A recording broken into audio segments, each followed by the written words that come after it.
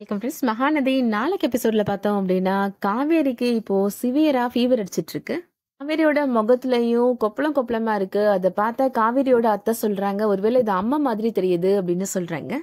கங்காட்ட நீ காவேரி பக்கத்துலலாம் போகவே கூடாது அப்படின்னு சொல்லிடுறாங்க. எனக்கு உடம்பு சரியாகிற வரைக்கும் நான் தனியாவே இருந்துக்கிறேம்மா அப்படின்னு சொல்லிடுறாங்க காவேரி. இடையில இந்த விஷயத்த பத்தி இப்போ விஜய்க்கு கால் பண்ணி சொல்றாங்க காவேரி. கேட்ட விஜய் மனசு கேட்காம காவேரியை பாக்குறதுக்கு நேராவே வந்துடுறாரு. உனக்கு உடம்பு சரியாகிற வரைக்கும் நான் உன் கூட தான் இருப்பேன் அப்படின்னு சொல்லிட்டு யாருக்குமே தெரியாம காவேரி ரூம்லயே ஸ்டே பண்றாரு. காலையில காவேரியோட அம்மா வந்து கதவை தட்டுறாங்க. விஜய் கேஷுவலா கதவை திறந்துடுறாரு. அதுக்கப்புறம் தான் அவருக்கு ஸ்ட்ரைக் ஆகுது. ஐயோ, நம்ம தெரியாம தப்பு பண்ணிட்டோமே அப்படின்னு யோசிக்கிறாரு.